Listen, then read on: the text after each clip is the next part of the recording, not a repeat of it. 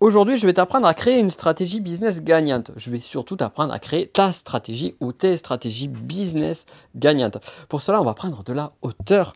On va aller sur vraiment des questions de fond que tout entrepreneur peut faire. C'est d'ailleurs ça qui est chouette, c'est que quel que soit ton business, eh bien, ce que je vais te dire là va pouvoir t'aider. Mais on reste quand même sur le business de la connaissance. Je suis Nico Pen et je te souhaite la bienvenue. Et dans tous ces podcasts que tu suis avec moi, je vais t'apprendre à transformer tes connaissances en or et à créer un empire. Et donc, pour cela, eh bien, il convient de garder le cap et d'aller dans la bonne direction. En parlant de bonne direction, eh bien, la bonne direction, c'est aussi de parler de ce podcast puisque ça m'aide énormément. Donc, pense à en parler autour de toi, surtout, et à noter le podcast. Et surtout si tu as aimé cet épisode ou d'autres épisodes, notamment les interviews. Donc, pour aborder le sujet d'aujourd'hui, eh bien, je vais te raconter tout simplement quelque chose de très simple. C'est que, le conseil que je vais te donner là, c'est un conseil que j'ai appliqué, que je suis en train d'appliquer parce que je n'ai pas tout à fait fini, pour être tout à fait honnête avec toi, que je suis en train d'appliquer en ce moment sur une redéfinition de stratégie. Alors, ce qu'il faut savoir, c'est que j'aime bien, et je le fais, on va dire, de façon régulière, alors je vais parler de fréquence juste après, j'aime bien remettre à plat un petit peu les choses.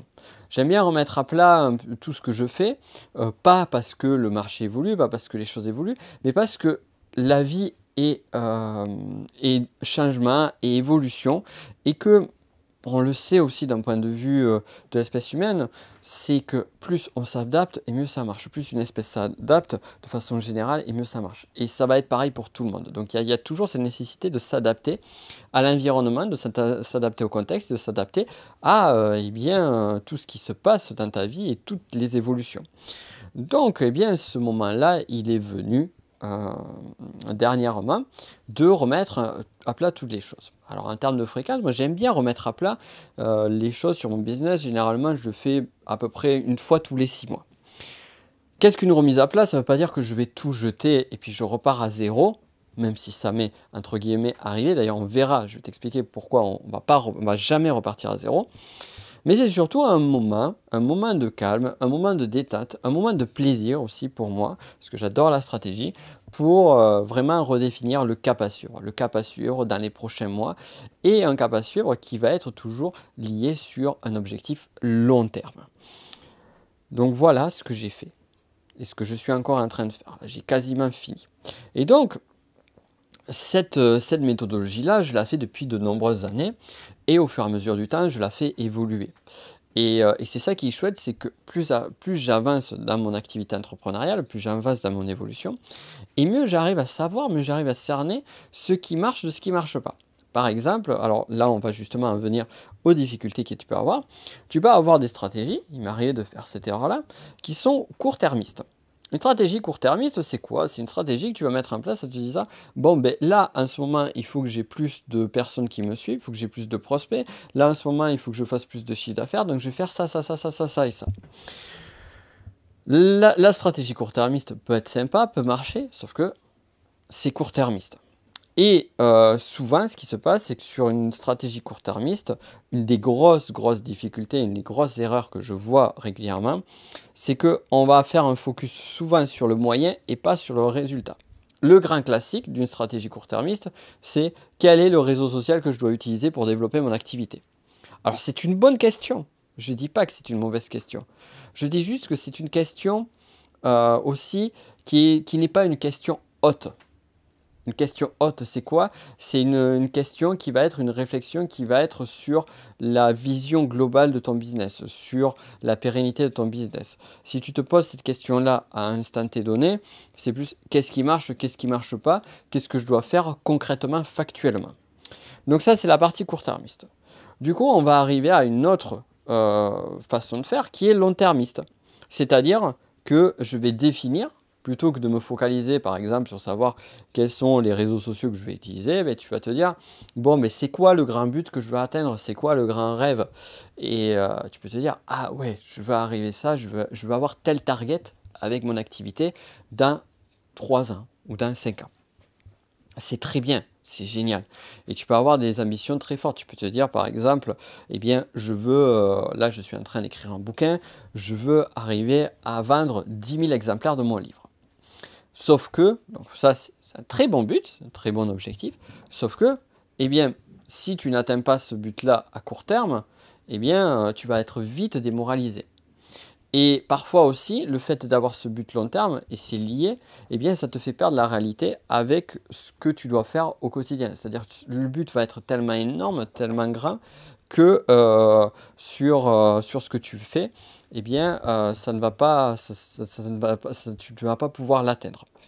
Donc, voilà les problématiques que tu vas trouver. Alors, ok. Donc, on voit que le court-termiste, ça ne passe pas. On voit que le long-termiste, ça ne passe pas. Enfin, il y a des difficultés aussi, il y a des blocages. Qu'est-ce qu'on va faire alors?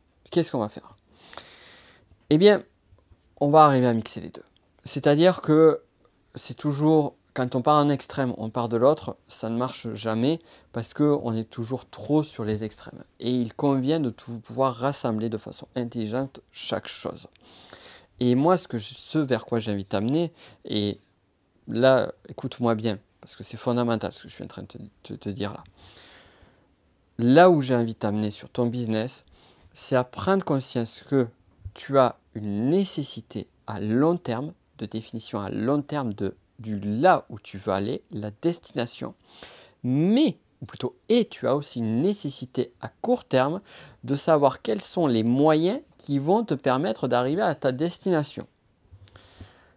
On prend Christophe Colomb. Christophe Colomb voulait aller aux Indes. Bon, il a découvert autre chose, il s'est planté, mais bon, finalement, c'était pas si mal que ça, puisqu'il a été le précurseur de plein de bonnes choses. Certains diront qu'il a trouvé un nouveau continent, d'autres historiens diront ceci, cela, mais bon. Bref, il a eu un énorme impact sur l'humanité. Et en fait, il avait un objectif long terme, qu'il n'a pas forcément atteint, finalement. Il a réussi à prouver quelque chose, il a réussi à conforter quelque chose, mais il n'a pas forcément atteint son objectif long terme. Par contre, celui qu'il a atteint est juste énorme. Mais il avait quand même cet objectif-là. Il avait quand même le point final vers lequel il souhaitait arriver. Ok. Au-delà de ça, il a le point final vers lequel il souhaitait arriver, mais il a quand même pris le temps de définir le moyen. Comment allait-il arriver? Et surtout le point de départ. C'est-à-dire qu'à un moment donné, il a dit « je vais partir de tel port avec 3 bateaux ». Il prend ces bateaux, il a pris suffisamment de vivres pour pouvoir aller jusqu'à l'objectif donné, sinon eh bien, il n'aurait jamais pu y arriver. Et ça en a suivi cette fameuse aventure qu'il a amené là où il est arrivé. Cette histoire est super intéressante de Christophe Colomb. Pourquoi? Elle est super intéressante parce que déjà on se rend compte qu'on peut définir un objectif à long terme, on peut définir une destination, et que cette destination, on peut très bien ne jamais l'atteindre. Et que même en ne l'atteignant jamais, eh bien finalement on découvre, on atteint une autre destination qui sera aussi fabuleuse, si ce n'est plus. L'autre point sur notre ami Christophe Colomb, c'est que le rêve est grand, le rêve est beau, mais il demande à faire les bonnes choses pour y arriver. Voilà, donc là on a mis en place, on va dire, tous les éléments du puzzle. Maintenant on va assembler le puzzle, parce que tu vas me poser la question, ok Nico, c'est sympa, c'est bien joli, mais comment fait-on? Alors moi j'ai une technique, je vais t'expliquer, mais cette stratégie-là, c'est pas compliqué, c'est celle que j'ai mis en place, là, comme je te dis que j'ai bientôt fini. Qui se base sur la fameuse stratégie Walt Disney. Alors, stratégie Walt Disney, justement, cette stratégie-là, tu peux la retrouver en lien en description. J'en avais fait une formation en ligne qui a été un très grand succès commercial et puis qui a beaucoup aidé, qui est juste, cette technique est juste géantissime. C'est bon, je ne vais pas te rentrer plus en détail, mais en gros, c'est ce qu'utilisait Walt Disney pour atteindre les belles choses qu'il a pu réaliser dans sa vie. Donc s'il l'a fait, c'est que ça peut marcher. Et en plus, ce qui est génial sur cette stratégie Walt Disney, c'est qu'elle est adaptable à tout le monde. Et J'en ai parlé rapidement sur le dernier podcast, pas la dernière interview, mais le podcast précédent. Donc, on en revient à notre ami Walt Disney. Notre ami Walt Disney, eh bien, sur cette stratégie-là, alors là, ce que je suis en train de te définir sur ce plan d'action, c'est pas la stratégie Walt Disney en tant que telle, mais c'est plus ce que je t'invite à faire en stratégie business. Cependant, la stratégie Walt Disney, il y a 3 phases, et sur ces 3 phases, eh bien, il y en a une qui est juste énorme, c'est celle du rêve. C'est se poser la question, quel est mon grand rêve? Donc, là, ici, si tu n'as pas ce grand rêve, tu ne sais pas. Donc, le grand rêve de Christophe Colomb, par exemple. Et là, pose-toi une question simple.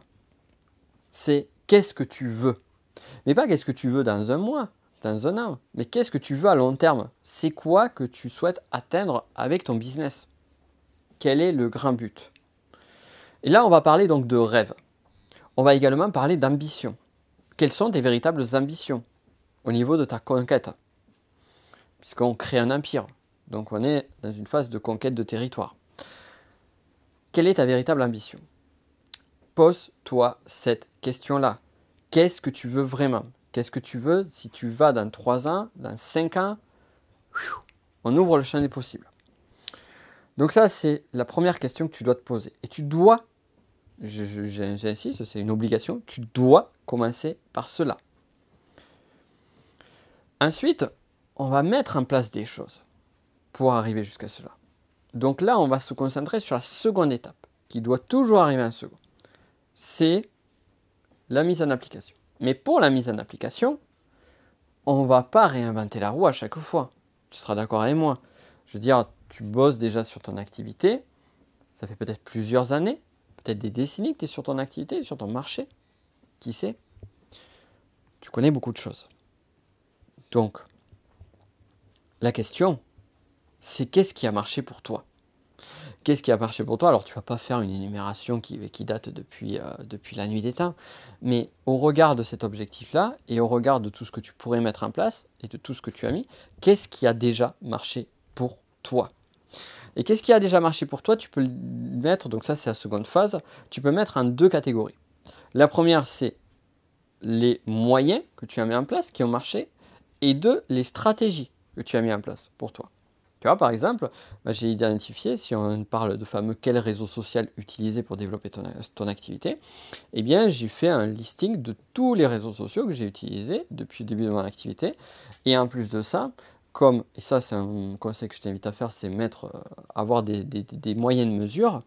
J'ai, on va dire, sur les 9 derniers mois, j'ai réussi à mettre en place des moyens de mesure qui me permettaient de savoir exactement, avec une grande exactitude, sur certaines de mes formations, sur une en particulier, si je vendais à partir de YouTube, à partir du podcast, à partir de la publicité Facebook ou autre, à partir de LinkedIn, à partir de Facebook ou autre, je suis capable de te dire avec exactitude quel est le pourcentage que je fais sur chaque chose.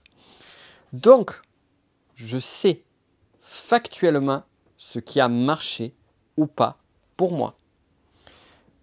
Et là, c'est là où on doit faire la différence entre ce qu'on a envie de voir et ce qu'est la réalité.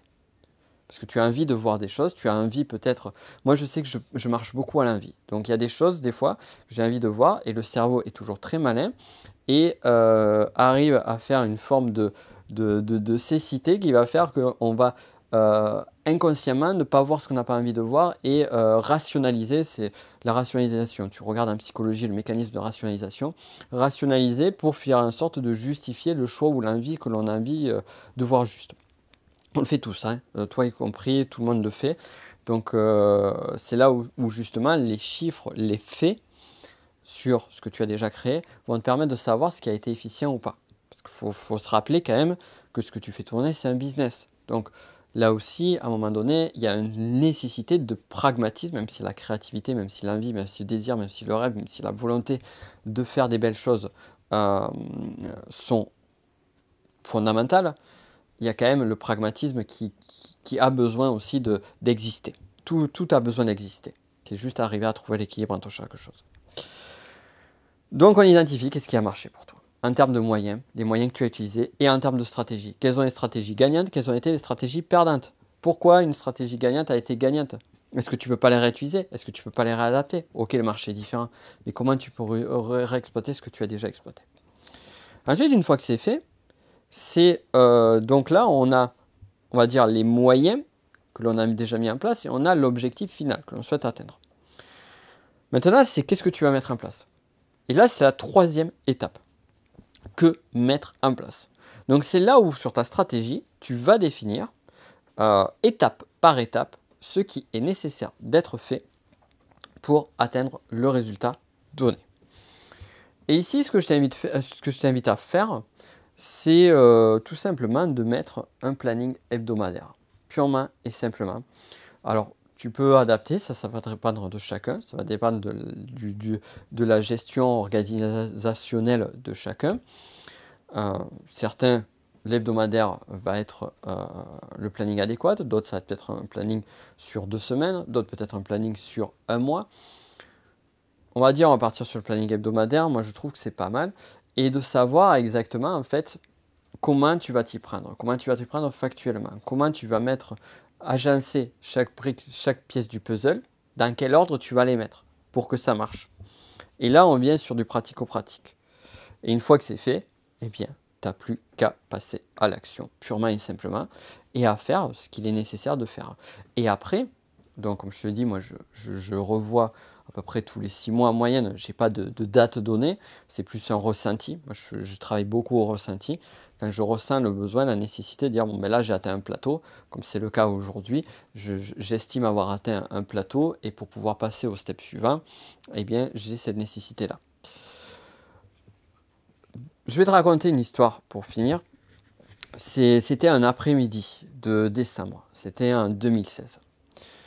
Je prends un carnet, je prends un stylo et je pars me poser un café l'après-midi sans mon ordinateur. Je me prends 2 heures de temps.